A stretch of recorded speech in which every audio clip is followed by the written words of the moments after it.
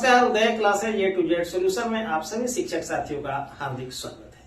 आज का वीडियो खास करके हमारे उन शिक्षक साथियों के लिए है जो TRE1 और TRE2 के द्वारा जो हमारे विद्यालय अध्यापक साथी जो नियुक्त होकर के आए हैं उनके अवकाश के संबंध में ये वीडियो है।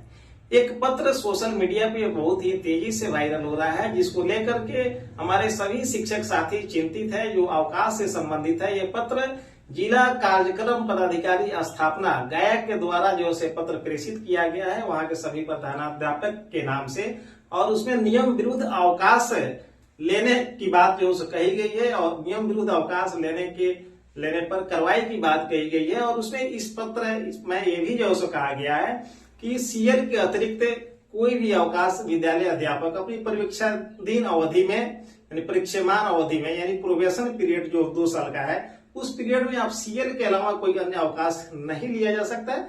ऐसा इस पत्र में गया जिला के जिला स्थापना कार्यक्रम पदाधिकारी के द्वारा ये बात जो सो कही गई है। उनके पत्र में इन्होंने स्पष्ट रूप से कहा है कि विभागीय नियम विरुद्ध अवकाश का उपयोग करने के संबंध में, तो इस संबंध में तो मैं ये कहता हूं या तो जिला कार्यक्रम पदाधिकारी स्थापना गया को नियम की जानकारी नहीं है या उन्हें विद्यालय अध्यापक शिक्षकों से कोई विशेष टीस होगी, तभी उन्होंने इस तरह का पत्र जारी किया है। ये इस पत्र में जो है लिखते हैं कि उपर्युक्त विषयक हस्ताक्षरी के संज्ञान में ज्ञात है कि विद्यालय अध्यापक के द्वारा निदेशक माध्यमिक शिक्षा बिहार पटना के आदेश के विपरीत मनमानी तरीके से विद्यालय में अवकाश का आवेदन देकर अनुपस्थित रहते हैं, और ज्ञात हो कि विभागीय नियमानुसार विद्यालय अध्यापकों को परीक्षामान अवधि में यानी कि प्रोबेशन पीरियड में आकस्मिक अवकाश के अतिरिक्त अन्य कोई अवकाश दिया नहीं है।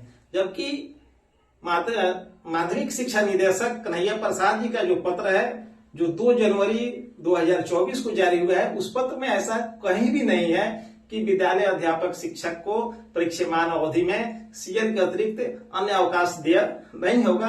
आगे हम उस पत्र पर भी चर्चा करेंगे कि हमारे जो विद्यालय अध्यापक साथी हैं उन्हें कौन कौन से अवकाश जो है प्राप्त हो सकते हैं। आगे लिखते हैं गया के जो जिला कार्यक्रम पदाधिकारी हैं, ये कहते हैं कि अतः आकस्मिक अवकाश के अतिरिक्त अन्य कोई अवकाश यदि आपके द्वारा विद्यालय अध्यापकों को दिया जाता है तो उक्त स्थिति के नियम के विरुद्ध मनमानी तरीके से अवकाश में रहने के आरोप में संबंधित विद्यालय अध्यापकों के विरुद्ध अनुशासनिक कार्रवाई की जाएगी।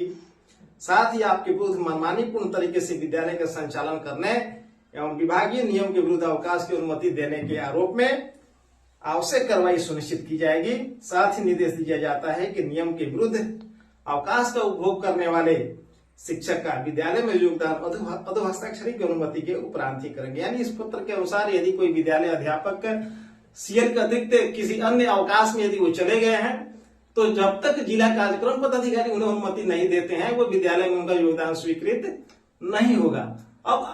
अब हम लोग आगे देखते हैं कि जिस पत्र का जिस माध्यमिक शिक्षा निदेशक के आदेश का हवाला देकर ये पत्र जारी किए हैं, वास्तव में उस पत्र में अवकाश के संबंध में क्या लिखा गया है और हम लोग उस पत्र के बारे में चर्चा करेंगे।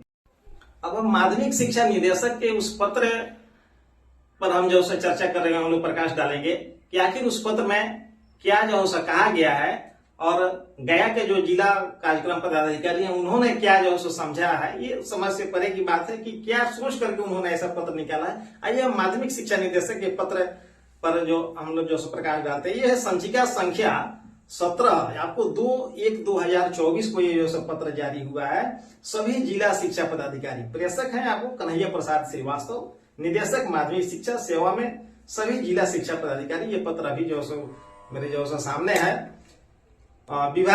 शिक्षा विभाग बिहार पटना के नियंत्रणाधीन प्राथमिक माध्यमिक एवं उच्च माध्यमिक विद्यालयों में बिहार लोक सेवा आयोग के विज्ञापन संख्या 26/2023 के द्वारा प्रथम चरण TRE1 में अनुशंसित एवं नियुक्त विद्यालय अध्यापकों के संबंध।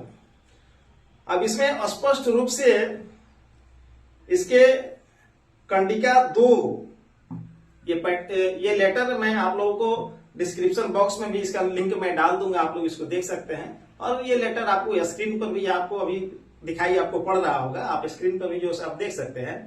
देखिए इसमें आगे लिखा गया है कि कई मामलों में यह देखा जा रहा है कि कतिपय विद्यालय अध्यापक अध्यापिका maternity leave paternity leave, child care leave इत्यादि पर चले गए हैं या जाना चाह रहे हैं, इस संबंध में निम्नलिखित कार्रवाई करना सुनिश्चित की जाए।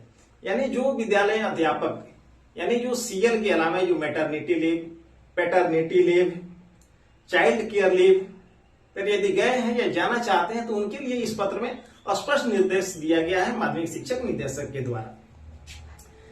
किसी पुरुष सरकारी सेवक को पितृत्व अवकाश की स्वीकृति मैटरनिटी की संभावित तिथि के 15 दिन पहले से 6 महीना बाद की अवधि के बीच लगातार 15 दिनों के लिए स्वीकृत किए जाने का प्रावधान है और तदनुसार आवेदन प्राप्त होने पर पितृत्व अवकाश की स्वीकृति के मामले में गुण दोष के आधार पर निर्णय लिया जाए। सामान्यतः परीक्षमान अवधि में यानी प्रोबेशन पीरियड में पितृत्व अवकाश को डिस्कवरेज किया जाए, यानी परीक्षमान अवधि में पितृत्व अवकाश नहीं मिलेगा, क्योंकि यहाँ डिस्कवरेज करने की बात की गई है।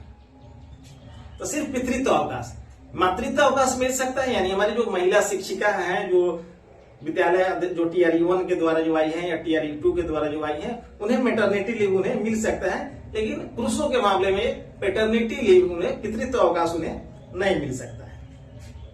चलिए आगे देखते हैं। दूसरा है इसमें खंडिका 2 का 2, महिला सरकारी सेवकों को मात्र 2 संतान के लिए मातृत्व अवकाश की स्वीकृति दी जा सकेगी जो अवकाश प्रारंभ होने की तिथि से लगातार 180 दिनों तक है। यानी जो महिला शिक्षिका है वो 2 संतानों तक वो 180 दिन का मातृत्व अवकाश ले सकती है। इसमें परीक्षमान अवधि की कहीं भी इसमें बाधा इसमें नहीं है। चलिए, बिहार सरकार वित्त विभाग के पत्र संख्या 640 दिनांक 19/1/2015 जो बिहार सेवा द्वितीय संशोधन संहिता 2014 के परिप्रेक्ष्य में शिशु देखभाल छुट्टी साधारणतः परीक्षा अवधि के दौरान मंजूर नहीं की जाएगी। यानी चाइल्ड केयर जो लीव है, शिशु देखभाल के लिए जो लीव है, वो छुट्टी आपको नहीं मिल पाएगा प्रोबेशन पीरियड में, परीक्षमान अवधि में।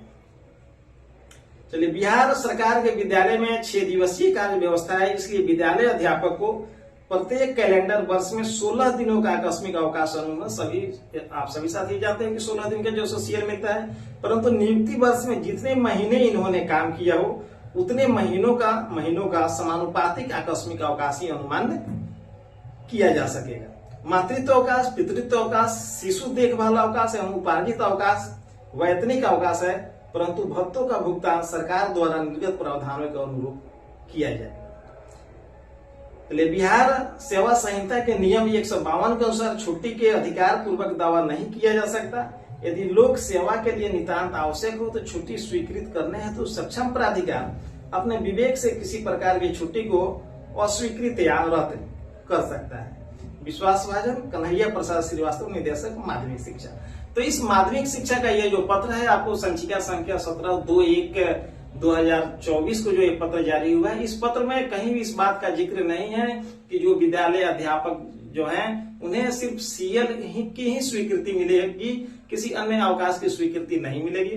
इस पत्र के अनुसार आपको जो हमारे विद्यालय अध्यापक जो साथी हैं उन्हें पितृत्व अवकाश नहीं मिलेगा, चाइल्ड केयर लीव जो है नहीं मिलेगा और अर्न लीव यानी उपार्जित जो अवकाश जो है वो नहीं मिलेगा। बाकी सभी अवकाश के आप हकदार हैं, वो अवकाश आपको मिलेगा। जो हमारी महिला शिक्षिकाएं हैं उन्हें विशेष अवकाश निश्चित रूप से मिलेगा, वो कोई रोक नहीं सकता है, ऐसा कोई पैदा नहीं हुआ है कि जो विशेष अवकाश जो है रोक दे। तो उम्मीद है कि आप सभी साथियों को ये जानकारी अच्छी लगी। यदि अच्छा लगे तो मेरे चैनल को लाइक, सब्सक्राइब और कमेंट अवश्य करेंगे। तब तक के लिए धन्यवाद, फिर मिलेंगे अगले वीडियो।